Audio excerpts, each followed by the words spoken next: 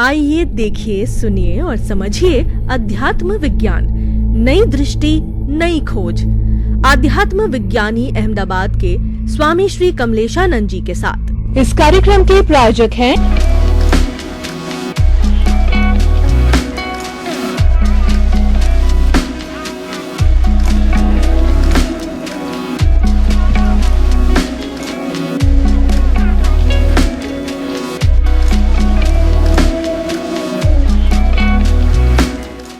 भाई और बहनों, दर्शकगण, श्रोतागण, मातृशक्ति को नमन। बड़ा आनंद आ रहा है और हम सत्संग में इतने खो गए हैं कि कब समय निकल जाता। 25 मिनट का एपिसोड लगता है कि 5 मिनट ही हुए हैं और स्वामी जी मुखारविंद से जो है और अमृत की वर्षा करे। और ये होता क्यों है?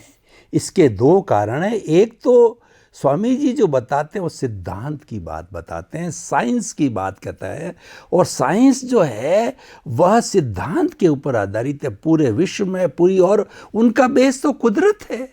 कुदरत के तो ऊपर कोई नहीं। 84 लाख जीवा योनियाँ उसी से ही पैदा होती है, भरण पोषण करती है और उसी में विलीन होती है। उनका बेस है कुदरत, कुदरती कानून, कुदरती रचना, सनातन सत्य। और इन सब के माध्यम से जो है वो हमें देना चाहते हैं शाश्वत सुख, यानी हमें मोक्ष का मार्ग बताना चाहते हैं, ब्लिस बताना चाहते हैं। अब जाना, उस पर चलना, उसकी नींव लगाना, ये हमारे पर निर्भर करता है। तो आप सभी श्रोताओं की तरफ से स्वामी जी आपका बहुत बहुत अभिनंदन, स्वागत, सत्कार और आपके प्रति नमन, प्रणाम। जय सच्चिदानंद। जय सच्चिदानंद।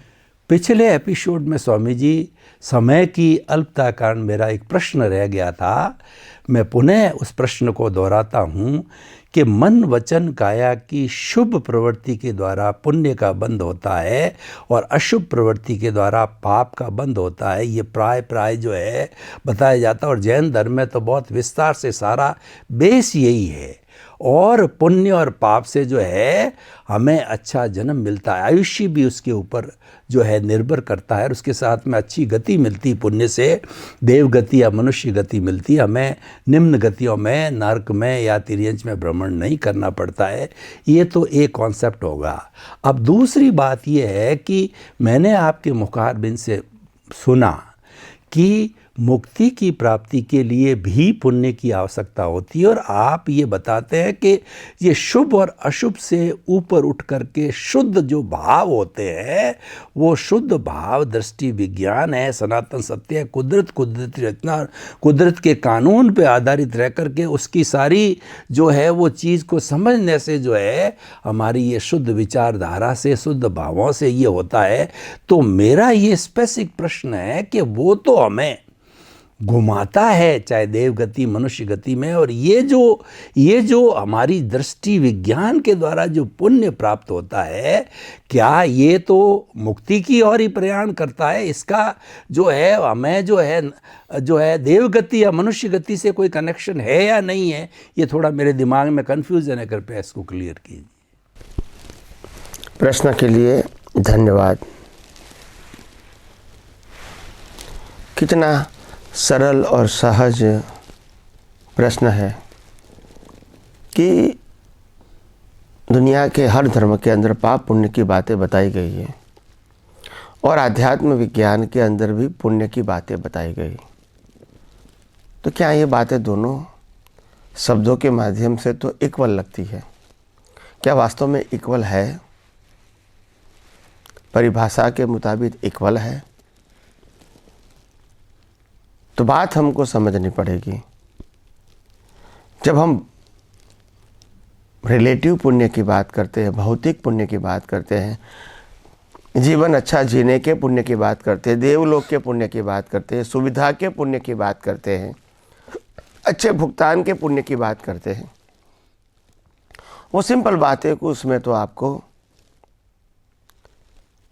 अच्छी भावना करनी चाहिए। इसमें मानवता भी आ गई। अच्छे धर्म को फॉलो करो, अपनी गलतियों को स्वीकार कर क्षमा मांगो, दूसरे की भलाई के लिए सोचो और अपनी प्रकृति की और रिफाइन करने की कोशिश करो, ताकि या तो आप पुण्य से, अच्छी भावनाओं के पुण्य से, अच्छी भावनाओं से बना हुआ जो कर्म है उस कर्म के पुण्य से आप अच्छा मनुष्य भाव प्राप्त करो या तो देवलोक प्राप्त करो। मगर यहाँ सेंटर पॉइंट क्या है, या तो अच्छा मनुष्य भाव प्राप्त करना है या तो देवलोक प्राप्त करना है। यहाँ आत्मा और मुक्ति का कोई कॉन्सेप्ट ही नहीं है, कॉन्सेप्ट ही नहीं है। हाँ, मैं आत्मा हूँ वो दिमाग में ज़रूर है, मगर जब मैं ये रिलेटिव पुण्य की, भौतिक पुण्य की, अवस्थाओं के पुण्य की बात करूँगा, सुविधाओं की बात करूँगा, फैसिलिटीज़ की बात करूँगा, देवलोक के पुण्य की बात करूँगा, वो तो रिलेटिव सत्य है और उसका बेस ही अज्ञानता है। तो फिर आध्यात्म में और उसमें अंतर क्या है? आध्यात्म में जो भी बात होती है वो आत्मा की अनुभूति की होती है और मन वचन काया से मुक्त रहने की बात होती है। तो उसमें भी कहा कि भाई आपको मुक्ति के मार्ग में आगे बढ़ना है तो वहाँ भी पुण्य तो चाहिए, क्योंकि एक इंसान होने के नाते जब बराबर नेक्स्ट बर्थ आएगा तो एक इंसान के रूप में आएगा, तो उसमें भी अगर पुण्य होगा तो आप उस आध्यात्म के मार्ग में भी आगे बढ़ने के लिए सोच सकते हैं। नहीं तो आपका पूरा जीवन कठिनाइयों वाली परिस्थितियों में ही चला जाएगा, उनसे आप बाहर ही नहीं निकलोगे। जैसे किसी व्यक्ति को नेसेसिटी नहीं मिलती है तो नेसेसिटी के लिए ही सोचना पड़ता है कि आखिर मैं क्या करूं, कैसे करके घर के 5 व्यक्तियों का मैं खाना पीना जरूरियात संभालूं। इसी के लिए मेरे को पूरा दिन रात घूमना पड़ता है, सोचना पड़ता है। मगर आध्यात्म विज्ञान के अंदर सेंटर पॉइंट आत्मा है, आत्मा की अनुभूति है, मन वचन काया से मुक्त रहना है, कुदरती कानून, कुदरती रचना और कुदरत को समझना है और अज्ञान को नाश करना है। ये हमारा पूरा पैकेज है। अभी इसके अंदर पुण्य शब्द आया कि आध्यात्म मार्ग में भी पुण्य की जरूरत है। तो बात सिंपल है, यहाँ का जो पुण्य होगा वो मोक्ष मार्ग के लिए लायक और सहायक होगा, और धार्मिक और सामाजिक लोग जो पुण्य की बात करते हैं वो संसार के लिए लायक और सहायक होगा। संसार का जो पुण्य होता है वो भुगतान के लिए होता है, सुख, संपत्ति, संबंध, साधन, सुविधा सब अच्छा मिले, इसका उस कैटेगरी का पुण्य बना भी है और मिलेगा। या तो बहुत अच्छी क्वालिटी का पुण्य है तो देवलोक मिलेगा, सब सुविधा।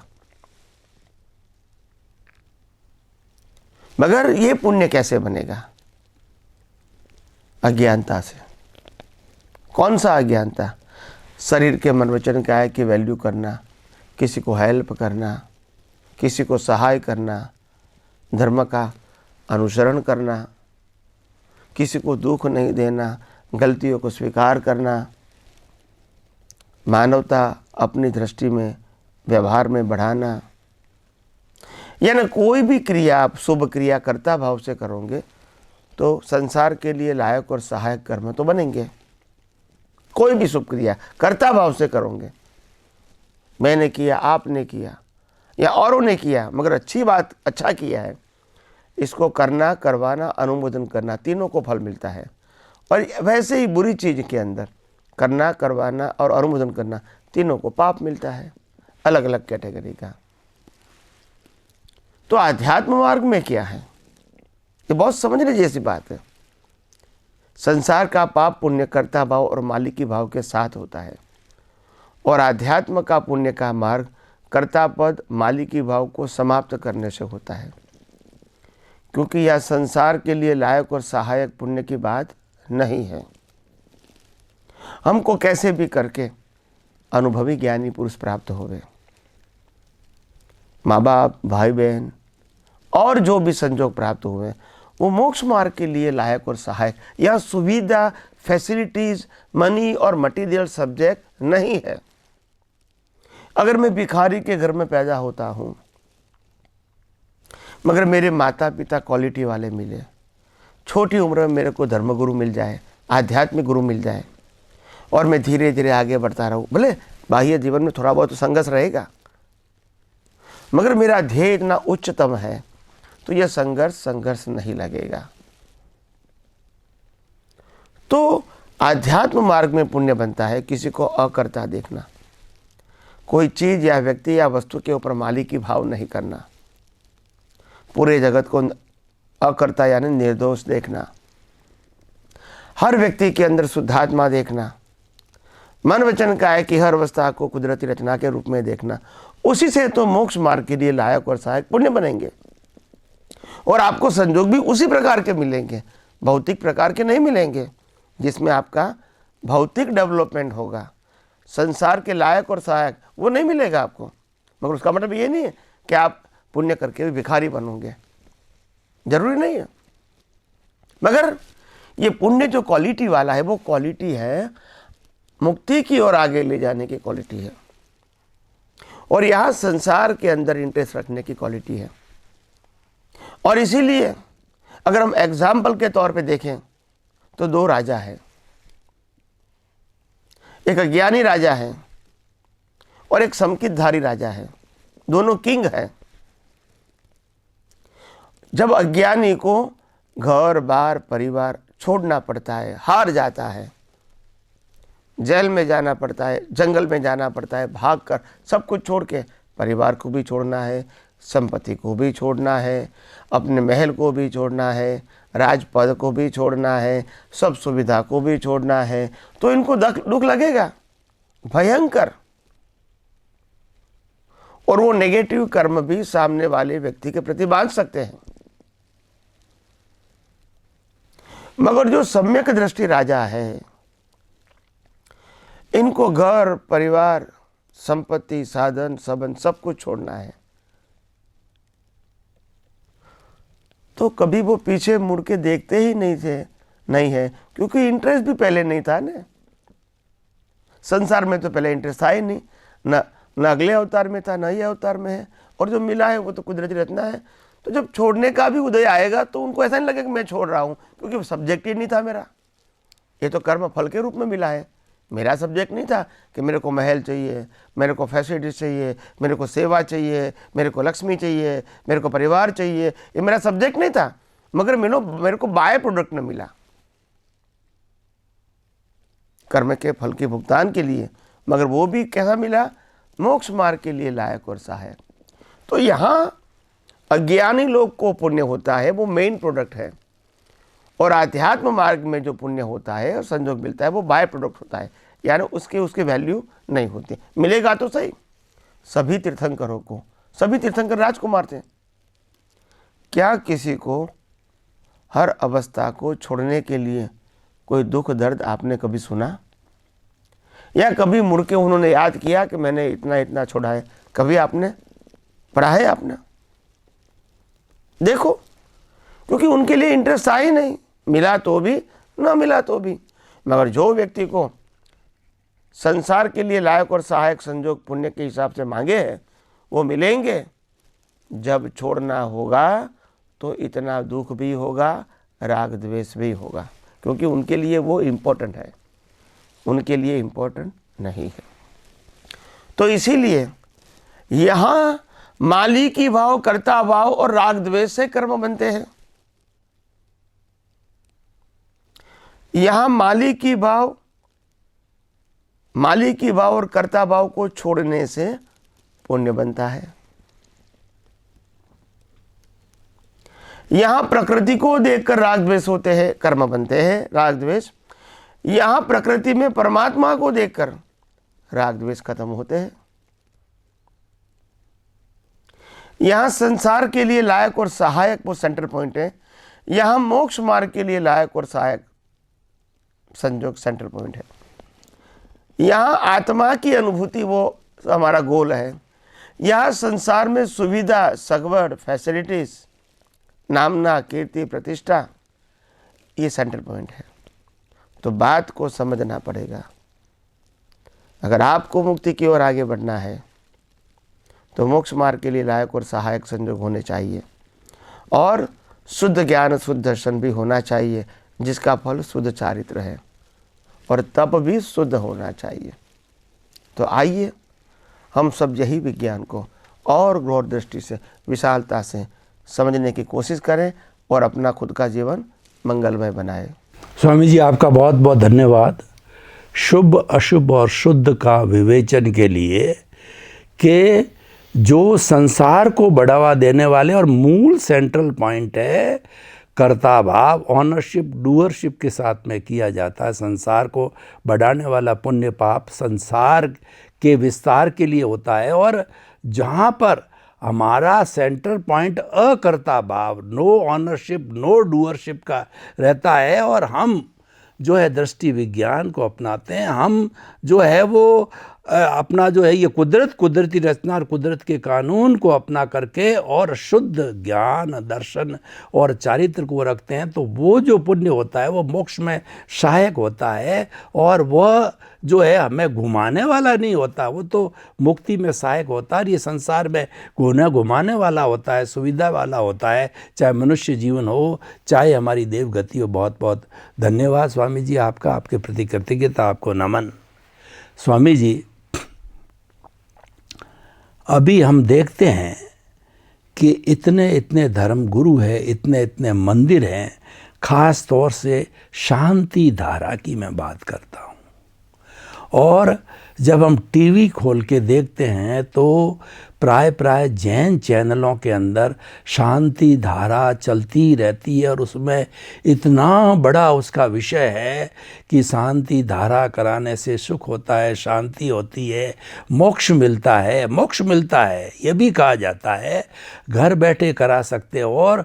और वो सारा आधार पैसे का होता है, इतने पैसे से, और उसके अलावा भी भगवान की ये मूर्ति बिठाओ, इतना पैसा है, ये मंदिर बनाओ, ये करो, मतलब कुल मिला करके वहाँ पैसा जो सेंटर में आ जाता है। और उसको मूल पैसे से मंदिर बने कोई बुराई नहीं है, परंतु उसको मुक्ति से जोड़ दिया जाता है। ये बाकायदा ये बताते हैं कि आप यहाँ पुण्य का अर्जन करोगे तो आपको मुक्ति की ओर ले जाएगा, और ये चलता ही रहता है, मुख्य आधार बना हुआ है। और इसी आधार के ऊपर इन्होंने इतने बड़े मंदिर, और हमको कोई एतराज़ नहीं, हमारा कोई क्रिटिसाइज नहीं है, मंदिर बने तो अच्छी बात है, कोई बात नहीं है, लेकिन मुक्ति से जो है इस पैसे को जोड़ना, शांति धारा कराना कि सुख मिलेगा, शांति मिलेगी, मोक्ष मिलेगी, तो ये मुक्ति से जो जोड़ते हैं, यहाँ मेरा एक प्रश्नवाचक है। तो अध्यात्म विज्ञान इसके बारे में क्या कहता, हम समीक्षा करना चाहते हैं। हमें अपनी अपनी मान्यता परंपराओं, किसी को हर्ट नहीं करना है और किसी के प्रति कोई राग द्वेष नहीं, हमें तो मात्र जो है वो सनातन सत्य को जानना है।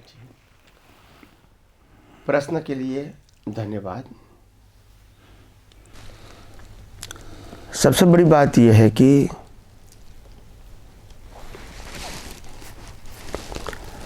आज के जो धर्मगुरु होते हैं, सभी धर्मों के, उनका जो गोल है, गोल ही स्वयं संसार है।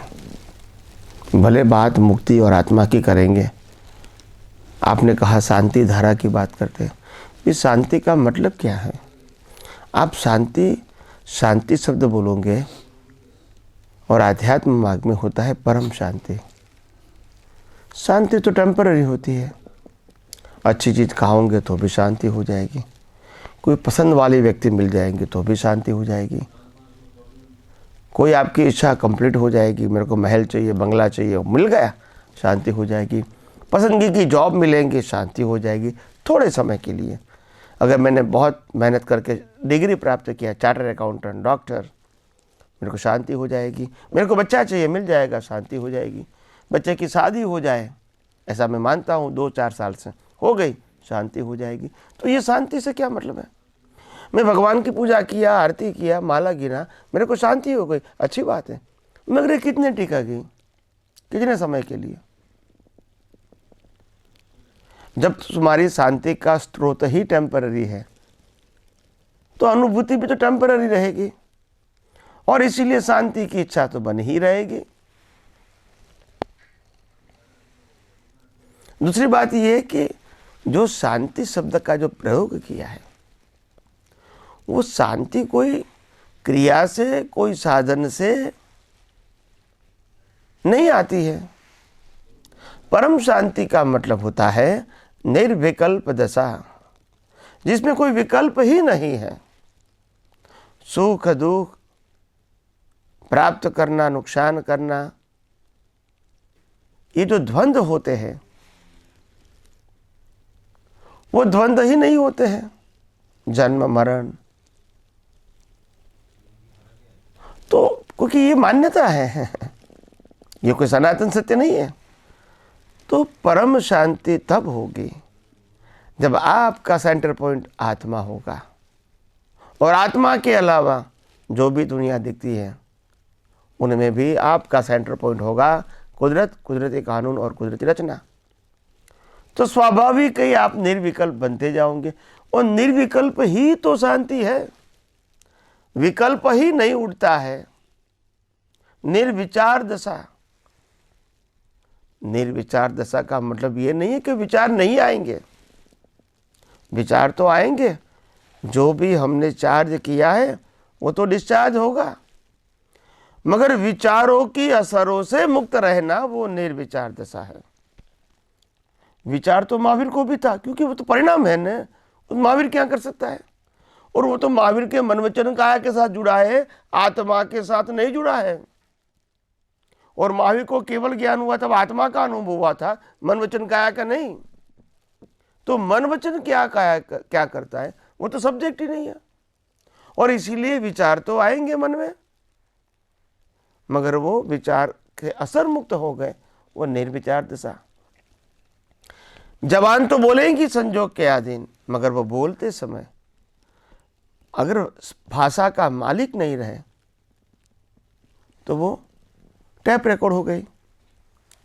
और अगर क्रिया करते हैं, क्रिया के भी आप करता नहीं रहे, करवाने वाले नहीं रहेंगे, तो फिर जो कुछ भी क्रिया होती है उससे आप अलिप्त हो। तो इसीलिए आध्यात्म के मार्ग में तो साफ बोला जाता है कि हमको अगर आध्यात्म के मार्ग में आगे बढ़ना है तो ये सभी प्रकार के स्टेशन को, ये सभी प्रकार के स्टैंडर्ड को पास करके ही हम आगे जा सकते हैं अपनी दृष्टि से। और ख़ास बात बार बार कहूँगा, आध्यात्म मार्ग वो विज़न का मार्ग है, आर्ट ऑफ विज़न। आध्यात्म मार्ग वो मन वचन काया का मार्ग नहीं है, मन वचन काया का सब्जेक्ट का मार्ग भी नहीं है। तो इसीलिए हम अपने जीवन में आगे बढ़ने के लिए ये आध्यात्म विज्ञान को जितना गहराइयों से समझने की कोशिश करेंगे, मैं मानता हूँ आपको आगे बढ़ने में कोई कठिनाइयाँ नहीं आएगी, क्योंकि आध्यात्म विज्ञान दृष्टि का विषय है और दृष्टि में बिल्कुल सिंपल है। कुदरत, कुदरती कानून और कुदरती रचना को ही देखना है, मानना है, समझना है, अनुभव करना है। तो आइए हम सब यही आध्यात्म विज्ञान को और गहराइयों से आगे समझने की कोशिश करें और अपना जीवन और अपनी धर्मी दृष्टि मंगलमय बनाएं। स्वामी जी, आपका बहुत बहुत धन्यवाद। जो हमारे रिचुअल्स हैं उसके बारे में आपने अध्यात्म विज्ञान का बहुत सरलता से विवेचन किया, और 100 बीमार एक अनार की जो है ये कहावत बहुत प्रसिद्ध है भारतवर्ष के अंदर। तो आपका मुख्य सिद्धांत ये है कि मन वचन काया तथा उसकी सब अवस्था मात्र कुदरती रचना है, और 5 इंद्रियों से जो कुछ भी दिखाई देता है वह सारा जो है वह पूरा जो है वो कुदरती रचना है, जो कुदरत के कानून से संचालित होती है। कुदरत उसका मालिक होता है, हम उसके मालिक नहीं हैं, और वो टेम्परेरी है, और वो जड़ है, वो नाशवान है, और वो हमारा भुगतान है।